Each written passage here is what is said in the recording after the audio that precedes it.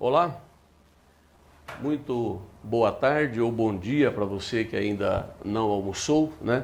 Que está aguardando o programa Comando Geral, junto com a sua família. Hoje nós temos uma entrevista bastante interessante, bastante curiosa, com certeza vai satisfazer a vontade do conhecimento que muitas pessoas têm sobre algumas religiões que compõem o Estado laico brasileiro. Hoje nós vamos entrevistar aqui o Abá Babalorixá e Oluan Ifalaná George Diodê, o Babalorixá George Baranjak, extremamente conhecido em toda Cuiabá, em todo o estado de Mato Grosso, por esse sacerdócio no candomblé. E nós vamos hoje aqui conhecer tudo sobre esta religião que é o candomblé, né? Seja muito bem-vindo, George Baranjak. Elaburu, Elaboie, Elaboxixé. Bom dia a todos, boa tarde. Estamos aqui, mais um bate-papo com Éder Moraes.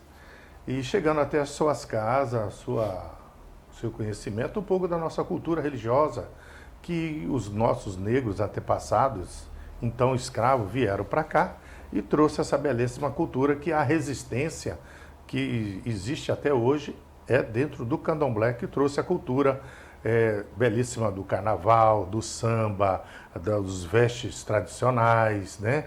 E essa imensidão de guloseimas também da nossa culinária baiana em geral, né? Muito bem. Mais uma vez, dizendo a você que está nos assistindo, que nós vivemos no Brasil Estado laico, né? Onde tem a liberdade de expressão, de religião, de cultos, enfim. Então, o nosso programa também é um programa antenado com esse estado de demonstrar para as pessoas um pouco de cada religião. Eu quero começar, Babalorixá, George Baranjak, dizendo o seguinte: como é, resumidamente, a história do candomblé no Brasil? O candomblé começou em Salvador, a terra-mãe, Bahia, lá por ido dos anos de 1700, já quase chegando em 1800, onde que 3 mulheres montaram lá na Barroquinha uma casa tradicional e por mais tarde mudaram e foram para hoje então Engenho Velho, que fica no bairro da Federação, próximo de Quitororó. E lá tem a Iadotá, Iacalá e Adetá. Foram as 3 grandes rainhas que montaram o nosso candomblé, que fizeram esse candomblé, que nossa tradição é matriarcal, apesar que eu vim de uma casa que é patriarcal, mas se não fosse elas, hoje o candomblé não existiria. Então tudo começa lá em Salvador, onde que hoje as tradições ainda existem, essas casas existem, e da Casa Branca, que é conhecido, né, que é o Engenho Velho, saiu o Opô Afonjá e depois o Cantuá, que ramificou as 3, que cada um foram e montaram suas próprias dinastia religiosa aqui no Brasil. Como que o candomblé chegou na sua vida? Como é que foi esse caminho para iniciar no candomblé e chegar hoje como uma autoridade máxima do assunto aqui dentro do estado de Mato Grosso? Começamos lá nos anos 60, quando a minha mãe veio de São Paulo para cá e ela teve um problema da paralisia de uma perna. E aí passou para outra, ela ficou sem andar por 6 meses. E o médico desenganou, falou pro meu pai, compra cadeira de roda, cadeira para banhar, cadeira para ir ao banheiro, porque não tem como ela andar mais. Aí ele desenganou e 6 meses na cama não ia andar mais. E nisso a minha mãe já ficou toda sensível, começou a chorar muito, ficou arrasada. E nós tínhamos uma babá, que na época era babá, empregada, fazia quase tudo. E ela ouviu e sentiu a tristeza da minha mãe. E chegou nela depois, quando meu pai já não estava em casa, e disse a ela que tinha um terreiro que podia fazer uns trabalhos para ela. Já que estava desenganada, por que não tentar? a mãe ficou animada, falou, não, vamos fazer isso. Combinou com meu pai que ele não vinha tal dia, tal hora, e ele saiu pela manhã, não voltou, e chegou o pessoal do terreiro, incorporou com o Preto Velho, incorporou com o Exu, incorporou com Caboclo, e foi feito os trabalhos. E aí descobriu que a empregada anterior tirou o molde do pé dela, e com o molde do pé fez a magia, e ela paralisou uma perna, depois passou para outra, e ela ficava de cama.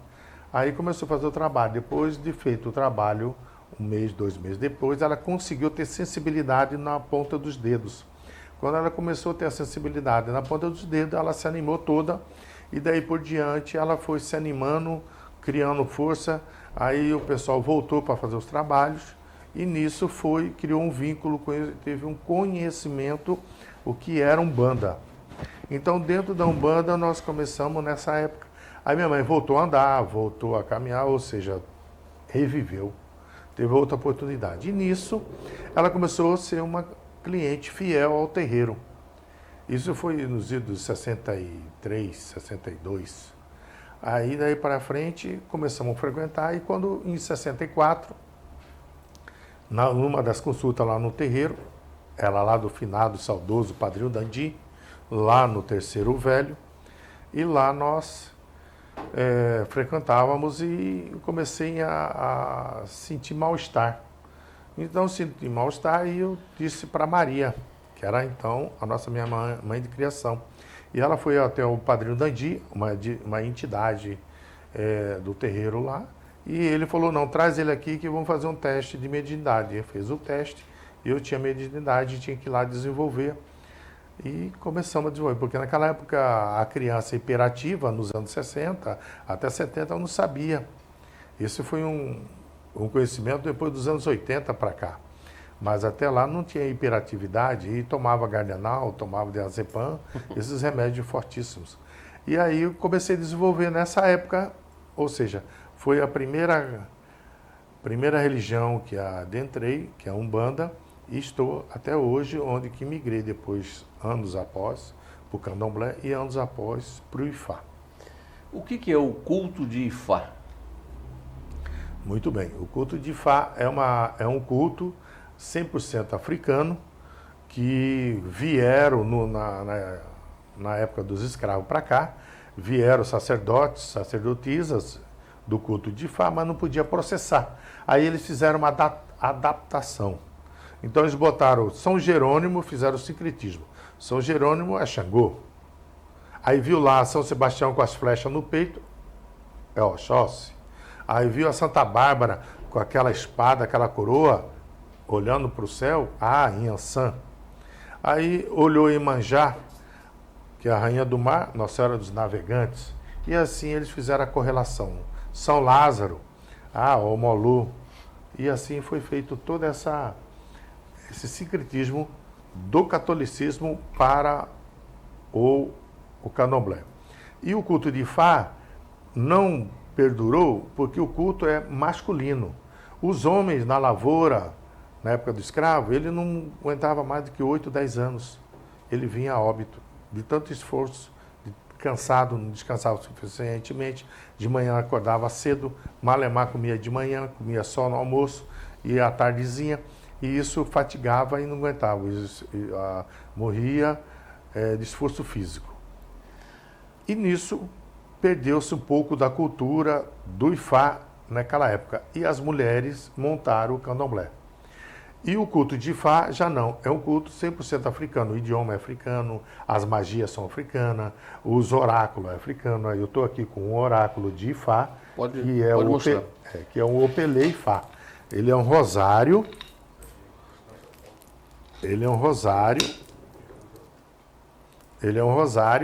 que é feito de umas peças de semente.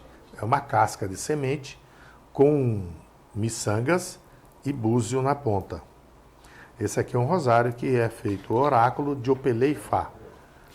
Então esse aqui é um oráculo que nós temos no culto de Orumilá Ifá. Então é através desse aqui que a gente faz as consultas, não só através dos búzios, mas sim através do oráculo de Ifá. E nisso nós podemos consultar e ver qual é o Odu da pessoa e como que a gente pode fazer para que a pessoa venha a se livrar dos suas enfermidades. O Odu da pessoa? O que significa isso? Odu é o caminho, Odu é a origem, Odu é o sentido que a pessoa veio, o que ela veio predestinado nesse mundo. E só sabe se a pessoa se iniciar no Itefá, que é o culto de Urumilá Ifá. Ele pode estar dentro do culto do candomblé, mas dentro do candomblé ele é separado. Ele se aproxima, mas jamais se cruzam. Tem muitos rituais, cantigas, o idioma é o mesmo, mas as formas de serem feitas é outra. Quais as principais diferenças, não sei se a pergunta está correta, mas na resposta você já me corrige, entre o candomblé e a umbanda, ou entre a umbanda e o candomblé. E dentro dessa pergunta eu embutiria o seguinte, os orixás faz parte de qual dessas culturas e os guias espirituais de qual dessas religiões, vamos dizer assim? Perfeito. Na Umbanda nós temos as entidades, são guias protetores, são guias que vêm através dos médios da incorporação para alcançar sua luz e alcançar seu espaço no Orum, ou seja, no céu. Então, na Umbanda são entidades, são guias e separado do candomblé. Candomblé é orixá e divindades. Por que é diferente? Porque um culto do candomblé é o culto africano. O culto da Umbanda é um culto brasileiro. Dentro da Umbanda você tem o cristianismo, você tem a cabala, você tem a mandala, você tem a quiromância, você tem as runas, você tem várias outras culturas religiosas incluídas dentro, até os indígenas estão incluídos dentro do culto da Umbanda, que tem muitas folhas, ponto riscado, passe de mão, passe de estalar os dedos, os passes de bater os dedos. Então existe muitos ritos e ritualísticas dentro da Umbanda, mas poucos eles conseguem entenderem essa diferença. E no candomblé, já não. No candomblé já são comidas, já são oferendas, já são tecido, roupas, utensílios, búzios, conchas do mar, folhas, semente, casca, raízes. Então, amplitude bem maior. E orixás, que são os elementos da natureza. Nós cultuamos a natureza, nós precisamos da natureza. Existe o ditado Cusi Oê, Cusi Egé, Cusi Orixá.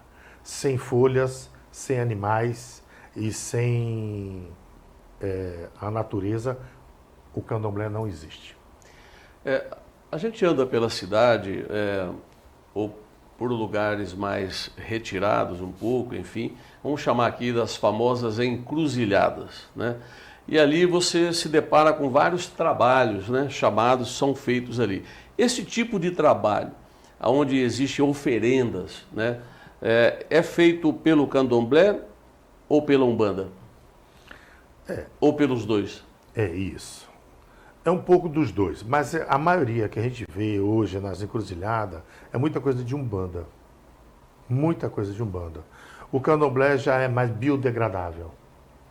As oferendas são tudo feitas nos templos, ficam lá por 3 dias, 4 dias, depois é levantado e destinado. Ou vai para a água, ou vai para um pé de uma árvore, ou vai para um morro, uma montanha, ou vai para uma encruzilhada. Mas quando chega na encruzilhada, o carrego já está quase dissolvido. Ou seja, é só para colocar o ato final. Morreu ali. E na Umbanda não. Umbanda eles colocam o pano, colocam a garrafa, colocam o charuto, o cigarro, acende as velas, coloca as oferendas, coloca as comidas, coloca o alguidar com as comidas de Exu ou Padê ou de que for, coloca as oferendas, coloca ali o resto do que não foi consumido, coloca ali para despachar.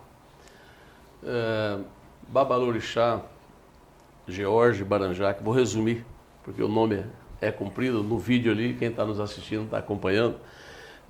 A gente assiste também alguns desrespeitos com algumas religiões, não só com o candomblé, não só com a Umbanda, também com o cristianismo, com o judaísmo, com o hinduísmo, enfim. E muitos veem um trabalho na encruzilhada, vê ali um litro de uísque ou de pinga, enfim, o que seja, vai lá e bebe, chuta, enfim, joga fora, joga pedra, bagunça aquele trabalho que está ali. Essa pessoa que toma esse tipo de atitude, ela está fadada ao quê? O trabalho já fala, é um despacho, ele já está despachando. Alguma coisa, alguma energia vai estar ali. De 100%, 99% é para tirar as coisas ruins daquela pessoa, de onde vieram esses trabalhos. Então já é uma coisa negativa. Ponto. Presta atenção, gente. É uma coisa negativa. Se você passar perto só de ver e seu anjo de guarda estiver fraco, aquela energia pode pegar você. Segundo, se você chutar, jogar qualquer coisa, aquilo lhe ataca. Aquilo lá é vivo, aquela energia é viva. Ela vai pular em você. Se você ir lá e tomar alguma coisa e não estiver preparado, um mendigo pode ir lá? Pode. Um pobrinho que está passando fome pode ir lá? Pode. A condição dele não é igual à sua. E aí? Você mora debaixo da ponte? Você mora na rua? Você passa fome? Você tem roupa para vestir? Você tem onde ficar? Não? Tem? Se tem, então vai pegar você. Se não tem, você já faz parte daquele trabalho. Entendeu agora?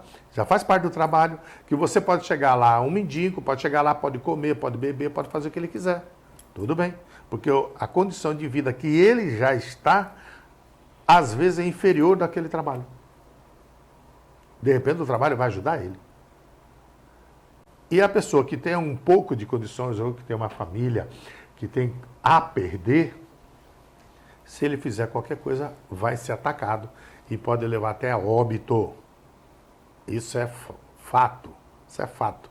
O que eu tenho de gente atendido lá em casa, que chuta um ebó, chuta um despacho, chuta alguma coisa sem querer, porque aquela energia vai desfazer e aquele material não está lá. Mas as pessoas vão passar, de repente pisam em alguma coisa que não é boa e que ficou na encruzilhada. Aí a pessoa carrega com você, acaba criando um vínculo e aquilo cresce gradativamente e a pessoa depois não sabe o que está acontecendo com ela. A gente vai jogar, a gente vai consultar os oráculos e o oráculo vai falar que ele pisou no ebó, pisou no despacho, pisou em alguma coisa que nem ele sabia. A gente vê muito no sentido um pouco abstrato, eu diria assim. Eu vou te fazer uma pergunta de leigo, né? Como que os espíritos ou como que os orixás, me corrige, né, se eu estiver errado aí, se alimentam daquilo que está ali? Porque no sentido figurado aqui, o leigo, ele olha aquilo e fala assim, mas eu estou vendo aquele trabalho ali, eu não vi essa pinga esvaziar, não vi o uísque esvaziar, não vi o frango ou o animal que está ali sendo comido. Como que o espírito, vamos dizer assim, se alimenta daquilo que está ali efetivamente? Pois é. Daquela oferenda. Boa pergunta, ótimo. Vamos lá. Preste atenção. Quando você tiver um altar na sua casa, você coloca o seu São Benedito que está lá na cozinha. Você dá café a ele? Dá. Ótimo. Como você sabe se ele está tomando ou não? Você olha para a xícara evapora. Então, se ele evaporar rápido, de um dia para o outro, ele está ali, ele está trabalhando a seu favor. Ele consumiu. No outro dia de manhã você coloca. Tem dia que ele não vai consumir. Ele vai ficar do jeito que você colocou. Por quê? Porque a sua energia está beleza, está tranquilo, está tudo certo. Se você tiver lá na encruzilhada, coloca o seu despacho lá, a sua oferenda, o seu ebó, arreou tudo lá. Aquelas entidades já receberam. Ou seja, virou de um dia para o outro, ou seja, menos de 24 horas, as entidades ainda estão alimentando ali. Eles não saciaram. Eles vão saciar depois de 2, 3 dias. É os horários que as pessoas chegam e agridem o ebó, a oferenda. Então esse é o horário de pico mais importante da magia, porque as entidades estão ali consumindo o que você colocou, a comida, a bebida, a comida você olha, vai criando bolor e cria rápido. As entidades, ou chega um cachorro, ou chega um animal silvestre e come. A bebida chega lá, despacha. A gente também tem o costume de falar, chega um mendigo, chega uma pessoa, vai lá e bebe. A entidade aceitou, que trouxe alguém para consumir aquilo ali, não é só. Mas eu sempre digo que não custa. Eu sempre digo que a vela, os tecidos e as garrafas não são biodegradáveis. Até os tecidos pode ser, mas a vela, as garrafas e o alguidar não é biodegradável. Então eu não aconselho colocar. Por que não? Você fez o trabalho no terreiro, lá tem a tronqueira de Exu, lá tem o altar, que é o congá, e lá tem algumas entidades que foi feito para elas. Coloca no pé dela por 2, 3 dias, tira o que está no alguidar, coloca numa sacolinha ou dentro do tecido, enrola, faz uma trouxinha, a bebida leva, chega lá, derrama tudo, abre lá na encruzilhada e desfaz, ou seja, a vela já foi consumida lá no terreiro ou no altar. Ótimo. A comida você vai colocar no tecido ou numa sacola para despachar. Quando chegar lá na encruzilhada, só vira e coloca no chão. Tudo certo. A bebida você pega e derrama tudo e leva a garrafa embora. Porque pode causar acidente. E as velas, se você levar numa floresta, você vai botar fogo. Numa cachoeira, você bota fogo. Em determinados lugares, você vai criar um incidente ou acidente sem você querer. Então, é perigoso. Então, para isso, a gente aconselha a não fazer. São algumas metodologias da ritualística e do ritual que eu aconselho na minha casa, lá no meu Ilê Axé, que a gente toma esses cuidados grandes. Tem outras atitudes do ritual que nós também nos preservamos. Muito perigo, questão de pólvora, ponto de pólvora. Então nós temos também um tipo de ritual diferente que usamos a pólvora, mas diferente que eu vejo nos terreiros aí. Muito cuidado com certas magias, com certos rituais de acender fogo no álcool ou na bebida. Então, isso é importante saber que tem que trabalhar a magia, mas tem que saber ser consciente de o que você for fazer para não ter problema. Temos muito problema que as pessoas me ligam me perguntando por que fulano acendeu a pólvora, queimou o rosto. Beltrano foi e queimou com álcool. Ciclano foi e foi para o hospital com queimadura de 3º grau de incidente ou acidente ocorrido nas suas magias. Então isso aí é importante a gente falar e ter o cuidado, porque você não está só fazendo parar a pessoa, porque aquilo pode se virar contra você mesmo e você pode ficar prejudicado. Antes da gente ir para o comercial, que está no horário, o senhor chegou aqui, iniciamos a entrevista, no decorrer dela o senhor tirou as suas sandálias e colocou os pés aqui no piso. A energia aqui está boa? Ok. Quando a gente começa a falar das divindades, falar de orixá, se você não colocar o pé no chão, a gente não está falando delas. Não adianta ter uma roupa bonita, um cordão grosso, umas joias no pescoço e não tiver o pé no chão. A humildade começa aí. A energia está bacana. Aconselho que a gente podia fazer um defumador, uns banhos, para dar um up. Muito bem, olha, nós vamos a um breve intervalo comercial. Na volta, o babalorixá George Baranjak vai nos dizer quantas vezes ele foi à África, quais países ele visitou na África, e deixa uma pergunta aqui. O cidadão no seu comércio, na sua residência, no seu consultório, enfim, amanheceu o dia, deparou na porta do seu estabelecimento com um trabalho feito ali e ele não entende o significado daquilo, que alguém pode ter feito aquilo por maldade, né, a ele. Como desfazer esse trabalho? Na volta dos comerciais, babalorixá George Baranjak nos explica.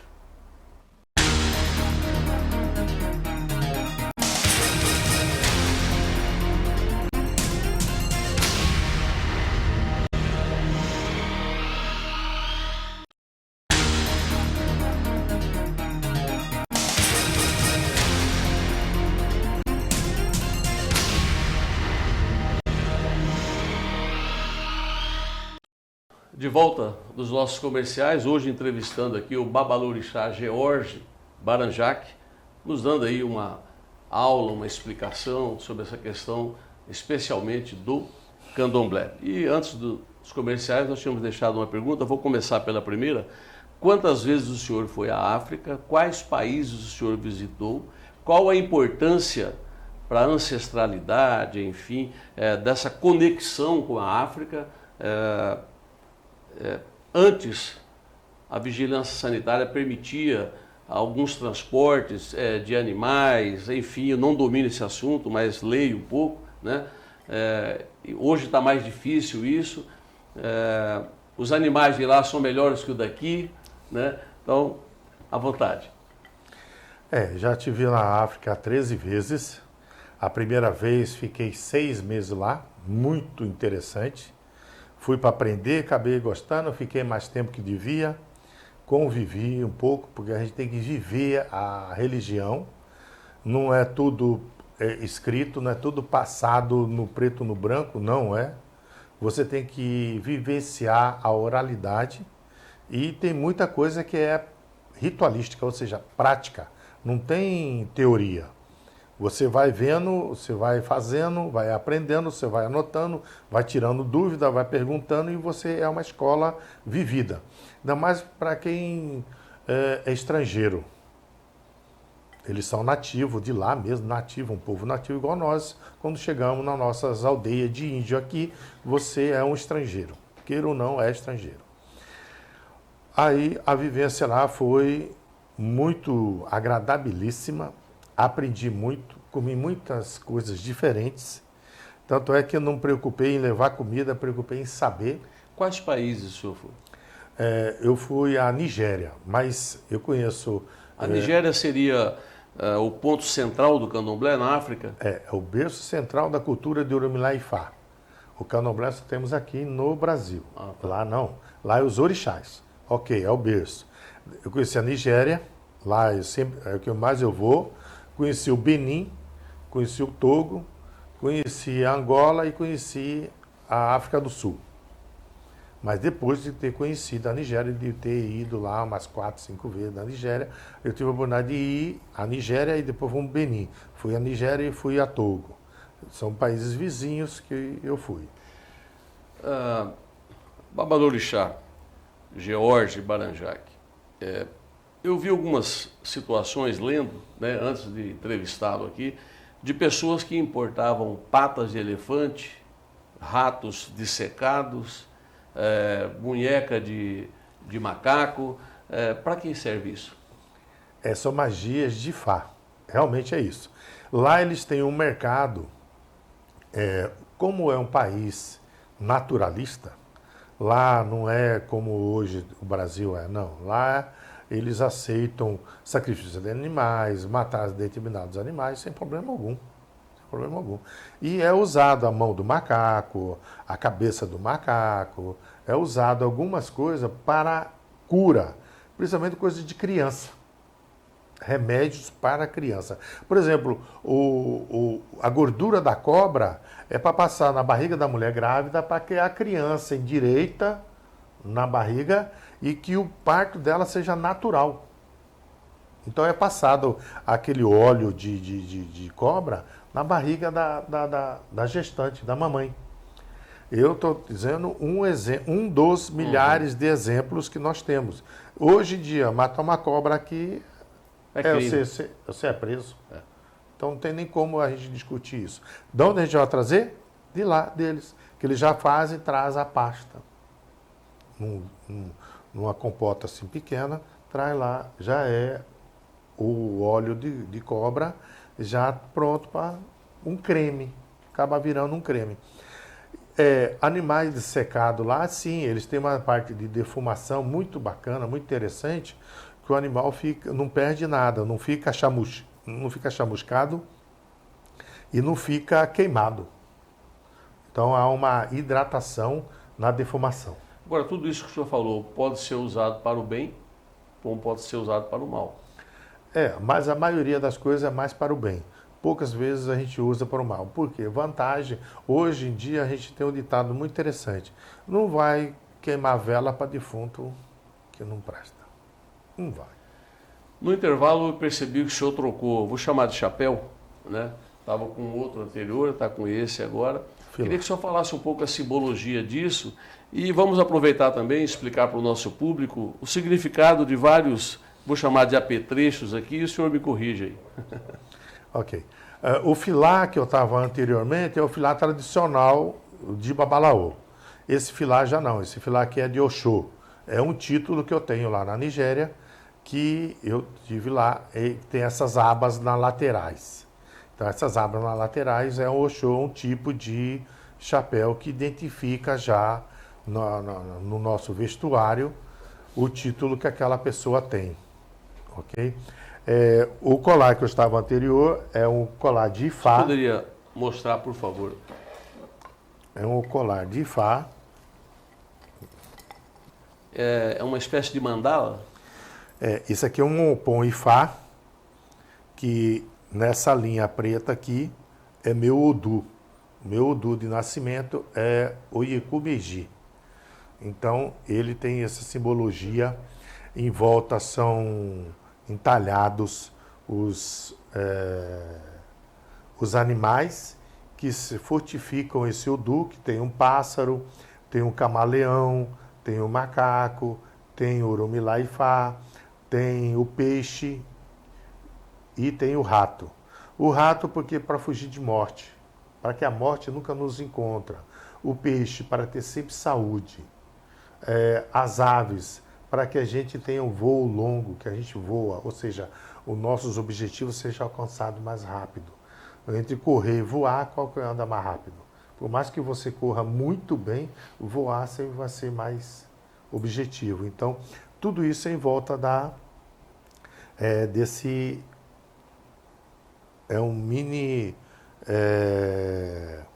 tabuleiro de Opon Ifá. Então, tem aqui o meu Odu de nascimento, que é o Oyekumeji. Essa parte toda preta aqui é o Oyekumeji. Ok? Ele também tem aqui tem verde e marrom, que é a cor de Ifá.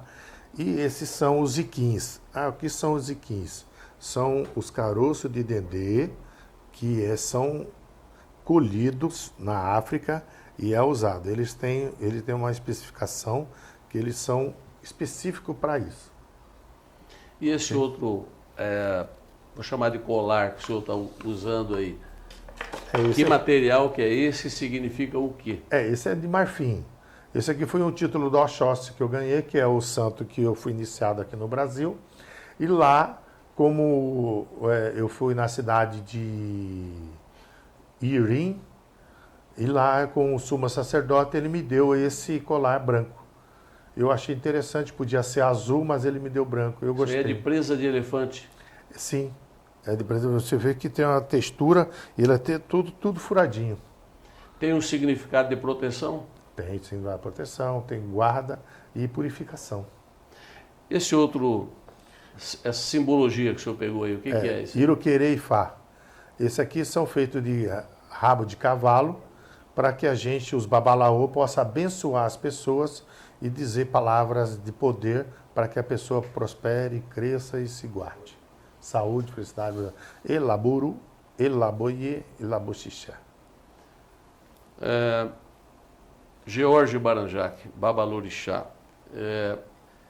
Tem um ritual que me chamou a atenção, lendo um pouquinho antes dessa entrevista, em que no candomblé, não sei em que fase, não sei em que momento, gostaria que o senhor nos explicasse, as pessoas são quase que cirurgicamente cortadas suas peles em alguns pontos do corpo. O que significa isso?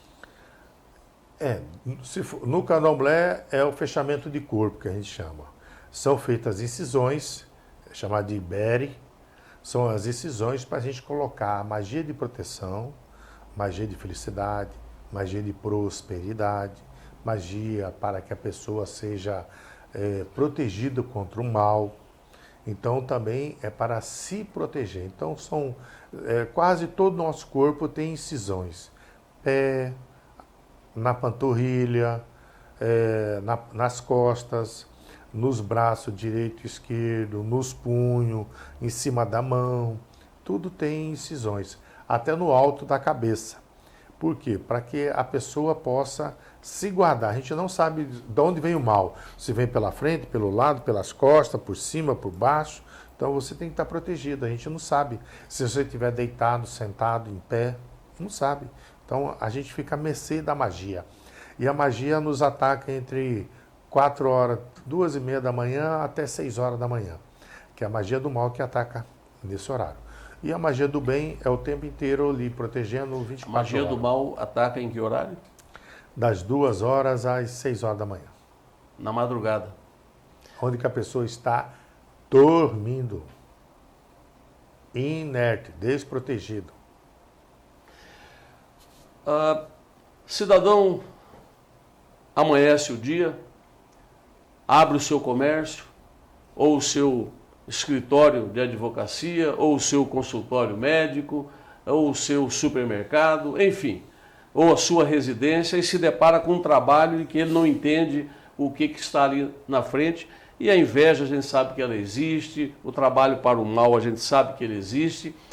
O que deve fazer uma pessoa quando se deparar com um trabalho, com um despacho feito na porta do seu estabelecimento ou da sua residência? Como desfazer? Existem formas diferentes? Como observar? Tem que procurar um auxílio? O que o senhor aconselha? Para cada caso um caso, né? Então vamos lá. A pessoa já acorda de manhã e vai ao seu estabelecimento de trabalho. Então, às vezes ele chega na porta do escritório, ele vai entrar pela porta da frente e já está lá o despacho feito. Ou a pessoa está dormindo, abre a porta do comércio, está lá o despacho. O certo, se a pessoa não tem experiência alguma, não tem conhecimento, é ligar para alguém que possa informar. Aquela pessoa pode ir lá e resolver isso. 1, 2. Ela não conhece ninguém, não sabe quem pode lhe ajudar ou lhe orientar. Ela tem que fazer. O que ela vai fazer? Ela, no mínimo, varrer do fundo para frente, naquele momento, para juntar as coisas em cima daquele trabalho. Tudo é feito com a mão esquerda. Pega aquela coisa, coloca dentro de uma vasilha, coloca dentro de uma caixa de papelão, coloca dentro e tira dali e coloca de um lado da casa ou leva para uma outra encruzilhada. Lá, a pessoa pode deixar lá, ou embaixo de um pé de árvore, deixar lá, ou levar para um rio e colocar dentro das águas e mandar para frente. Existem essas 3 possibilidades. Depende do que for. Eu tive uma experiência há um tempo atrás que um amigo meu, ele me ligou, que ele abriu o consultório dele e achou um alguidar com cabeça de bode, achou lá os ritos de vela preta e um monte de coisa e aquela coisa, um alguidar grandão. Ele me ligou, falou, olha, babá, mandou a foto, isso aqui na porta do meu consultório. Eu falei, opa, pega tudo isso aí, faz isso, dei a regra para ele, ele foi lá e fez. Aí, posteriormente, eu fui no consultório, joguei, a coisa estava lá dentro do espaço físico dele, que era o seu consultório. Aí foi preciso fazer um trabalho de limpeza, fiz um trabalho de limpeza lá, passei quase um período inteiro, acho que foi de manhã, saí de lá quase à tarde, fizemos todo o trabalho, deixamos tudo ok e pronto. Isso é um caso assim raro, que a pessoa teve coragem de me ligar e pedir a nossa ajuda. Às vezes, a pessoa não faz isso, já por si só, já despacha, já pega, bota em algum lugar e pronto. Então, tem que ser bem orientado. Tive outro caso que uma filha de santo minha me ligou, falou que um fulano botou despacho, só que ela abriu a porta, pegou o rapaz baixando com o despacho na mão. Ela já xingou o cara, já pegou o cara já fez, levantou o trem, levou embora e pronto. Quer dizer, foi um caso que o anjo de guarda dela foi tão forte que avisou ela na hora que o rapaz estava colocando o alguidar na porta do terreiro dela. Isso aí é difícil. Isso aí é complicado, muito complicado. A maldade do ser humano não tem limite. É complicado isso. Nós vamos a mais um intervalo, é rapidinho, é 1 minuto. Na volta, eu gostaria que George Baranjak, Babalorixá, explicasse para a gente qual a importância da dança e da música no candomblé. Acha. 1 minutinho, estamos de volta.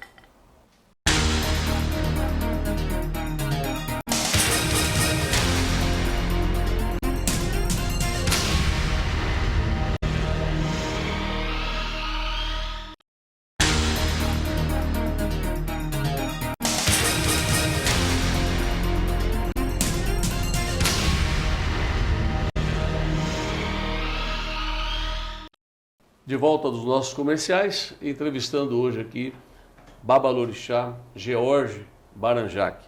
E trocou novamente o chapéu. Sim. E colocou um novo colar.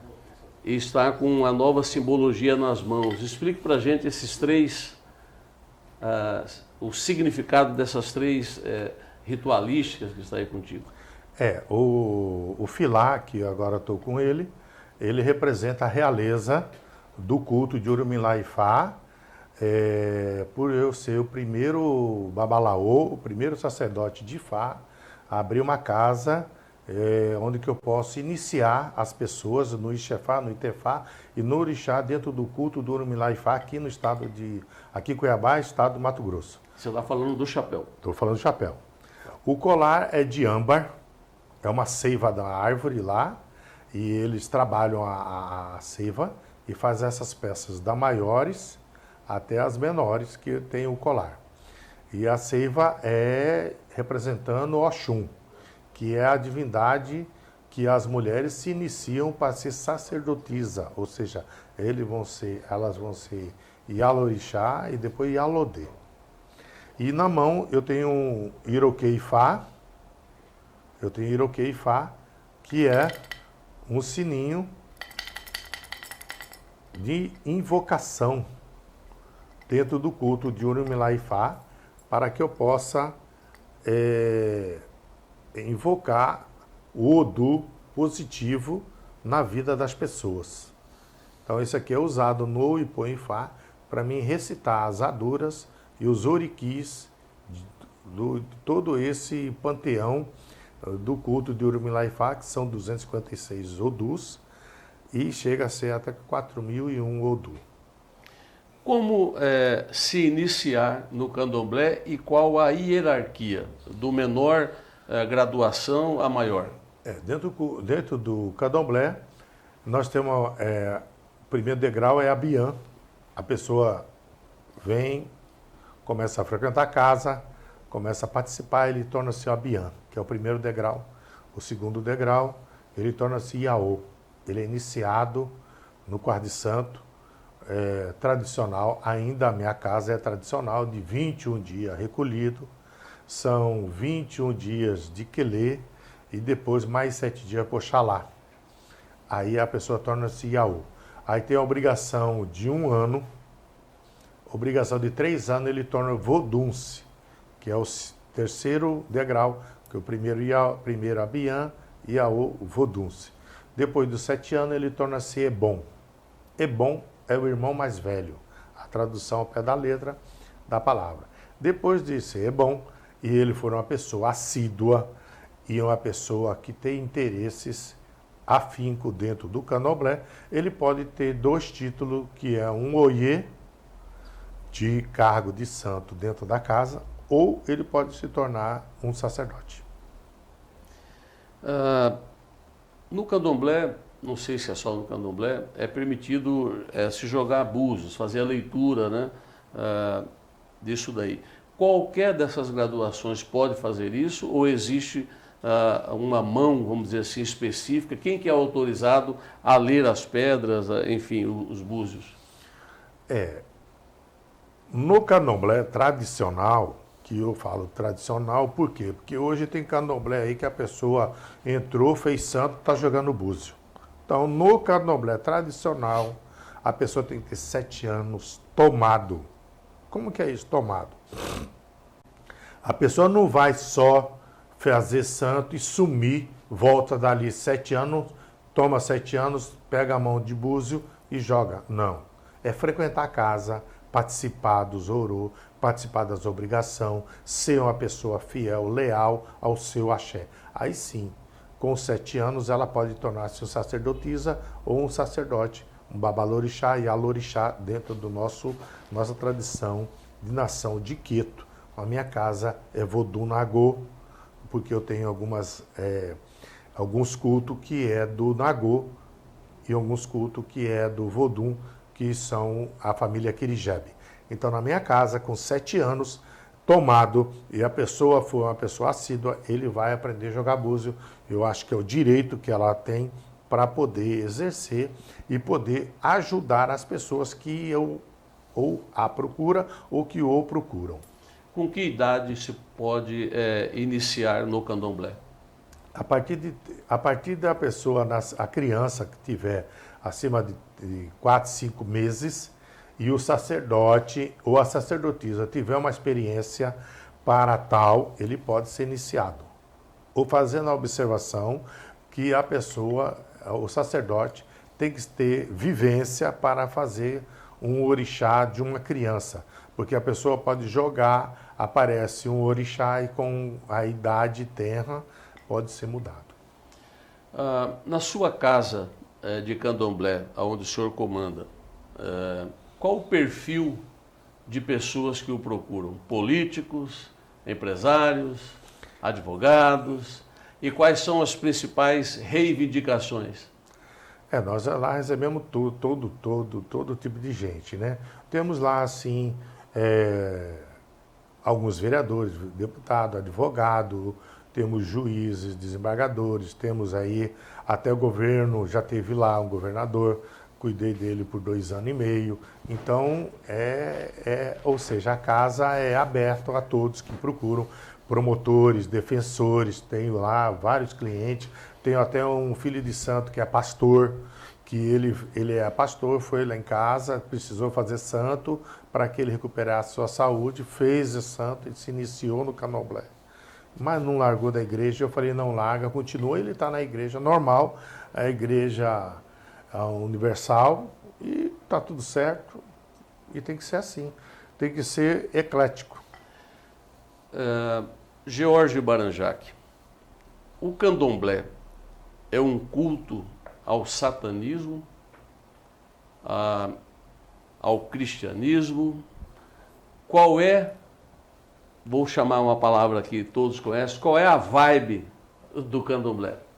Muito bem, muito bem. Exu não é Satanás. Os orixás não têm.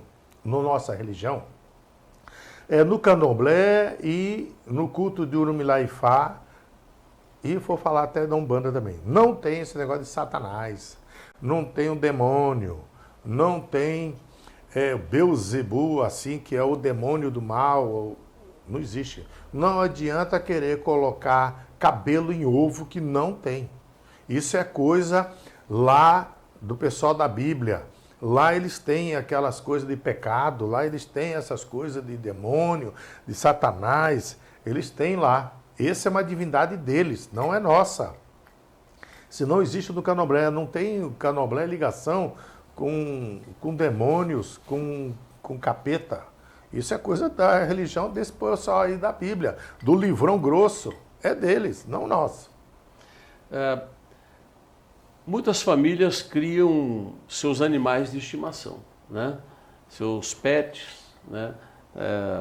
Que é a alegria da casa, enfim. Muitas famílias, quem está nos assistindo sabe disso. Esses animais podem se tornar um centro de absorção de trabalhos ou de energia negativa e pagar um preço pelos seus donos? Com certeza. Por exemplo, nós temos aí exemplo de não só de cachorros e gatos, né, que são os bichinhos mais interessantes. Temos pessoas que têm pássaros, temos pessoas aí, eu tenho um pessoal que cria aqueles cágado, tem um pessoalzinho aí que gosta de cobra, gosta de hamster, esses bichinhos de estimação um pouco diferenciado, né, coelho, preá. São esses animais fofinhos e maravilhosos que, com o contato com o ser humano, se apegam. E se apegando, quando alguém faz uma magia do mal, não precisa ser para ele direto, não. Pode ser para alguém da família, ou de repente ele passa numa encruzilhada que tem um daqueles ebó, daqueles despacho, ou ele passa na frente no cemitério que está enterrando alguém do mal, ou num velório qualquer, aquela energia negativa acompanha a pessoa até a casa dele. Vai pegar onde? Vai pegar no que mais ele ama, nos bichinhos. Aí acaba vindo a fatalidade e o que acontece? A pessoa sofre. Então, naquele sofrimento, aquela coisa que vai viver, o mal vai prevalecer. Porque a nossa religiosidade, como eu falei, não tem um demônio, não tem o capeta, não tem esse mal. Mas tem a dúvida. A nossa religião tem uma coisa chamada dúvida entre o certo e o errado. Você sabe o que é o certo? Você sabe o que é. Se eu pegar, tiver uma intenção ruim para com o objeto ali de outra pessoa, eu estou fazendo errado. Eu tenho a consciência. Então, eu posso muito bem falar, não, o objeto é dele, eu não vou pegar, vou largar ali. Ah, mas se ele for embora, eu vou pegar. Não, mas se a pessoa for embora, você tem que chamar. Fulano, você esqueceu aqui a mamadeira, esqueceu o celular, esqueceu isso, esqueceu aquilo. A idoneidade do juízo da pessoa que vai fazer ela ser correta e o bem, e não o mal. O mal, a partir do mal, é o quê? É quando a pessoa cria dúvidas. Aí dúvidas vira mal. Porque muitos trabalhos, ou muitos do candomblé, procuram fazer... enfim, os seus trabalhos, às vezes, dentro de cemitério. E usam, às vezes, restos humanos, como a caveira, enfim. Por que isso? Nós tivemos recentemente, lá em Vargem Grande, o cemitério lá, foram vilipendiados lá, se não me engano, umas 5, 6 catacumbas que o pessoal foi lá e roubou os crânios. Aí quiseram culpar o pessoal da Umbanda, quiseram culpar o pessoal do Candomblé, e nós fomos lá e falamos que não temos nada, nenhum culto que nós usamos aquilo. O pessoal faz de maldade, faz para jogar aquela situação em cima da pessoa que não tem o conhecimento. Porque quando aparece o conhecimento que mostra que nós não temos nada a ver, o morto, ele morreu... E ali é resto mortais, é sagrado para nós, porque o cemitério é sagrado, existe a divindade que mora no cemitério. Aí nós vamos lá no cemitério fazer oferendas ao Molu, o Baluaê, Inhansã, Ogum, Nanã, Euá, são divindades do cemitério. Então a gente vai lá fazer uma referência, uma homenagem aos nossos. Por exemplo, se eu morasse em uma outra cidade que meus familiares não tivessem enterrado, aonde que eu ia falar com meus familiares? No cemitério. Lá que ia fazer oferenda. Eu não vou fazer oferenda, como eu tenho pai, mãe e irmão falecido, eu não vou fazer dentro da minha casa. Não vou. Eu vou fazer no cemitério. Lá é o lugar que eu vou encontrá-los. Se eu não encontrar eles lá, com certeza eu vou mandar uma mensagem e eles vão entender que foi através do mais velho morto no cemitério, porque tem uma hierarquia dentro do cemitério, e quando a pessoa vem ao óbito e o espírito vai para o cemitério, lá ele tem que reverenciar o primeiro morto que foi enterrado ali. E ali tem uma hierarquia sucessivamente. E nisso é uma outra história para a gente conversar. Vou chamá-lo aqui no final da nossa entrevista de Baranjaque, né? Babalorixá. Existe em todas as religiões, existe em todos os segmentos de cultos, enfim, aqueles líderes que as pessoas costumam seguir a sua filosofia, né, a sua forma de pensar, passa a ser orientadores espirituais dessas pessoas e muitos se valem disso para praticar abusos. Recentemente nós vimos isso, inclusive na Umbanda, no Candomblé e em outros segmentos. Como o senhor vê isso? Infelizmente temos aí os falsos profetas. Não só na nossa religião, mas em todas existem. Existe o padre pedófilo, existe o pastor pedófilo, existe também o pai de santo que vai abusar dos seus clientes, as suas clientes. Nós tivemos aí recentemente um caso que repercutiu, que é lá de Santo Antônio, que veio aí fazer um alvoroço e a gente passa vergonha. Nós que somos tradicionais do candomblé, da Umbanda, nós temos vergonha. Às vezes a pessoa chega e fala, mas fulano de tal lá cometeu uns crimes com os seus clientes, assim, levou para fazer trabalho dentro do motel, levou o cliente para fazer trabalho na cachoeira e abusou dela. Isso é demais. Isso a gente fica de mão e pé atado a falar o quê? Infelizmente, nossa religião não tem um órgão regulador desse tipo de sacerdote. Nós sempre dizemos o seguinte: você vai consultar, olha a casa, olha o templo desse sacerdote ou sacerdotisa, vê a seriedade que ele conduz os ritos, vê a família desse sacerdote, como é que é a família dele, como ele trata, como que ele cuida. Aí sim você tem uma referência do que você está procurando. E hoje as pessoas, tudo é internet, tudo é WhatsApp, Facebook, e quer desenvolver esse trabalho, tudo por internet. Não funciona assim, não funciona. As pessoas que se interessaram, né, enfim, que querem procurar a sua casa, querem procurar o seu auxílio, tem algum telefone que possam entrar em contato? Sim, temos. Um aconselhamento espiritual, uma referência espiritual, seja ela profissional, sentimental, saúde, pode entrar em contato. 065 é também o WhatsApp. 999 74 7712. Repete, por favor. 65 999 74 7712. Muito bem. No seu local de trabalho, como pesquisas que a gente faz por aí, existem algumas casinhas situadas ali dentro. Me parece que para aquele pessoal que vai se internar ali para passar pelos processos aí, enfim, dos rituais e tudo mais, e tem o que significa aquelas casinhas e a quem é dedicada cada uma delas. Isso, lá, nosso quintal, o Ninharaí, que é o espaço sagrado que nós temos lá, lá nós temos em torno de quase 16 ilê-axés, são as casas dos orixás. Como ele falou, realmente as pessoas, quando for tomar obrigação, quem é de Iemanjá, vai ficar na casa de Iemanjá. Quem for do Ogum, vai ficar na casa do Ogum. Quem for do Oxóssi, vai ficar na casa do Oxóssi.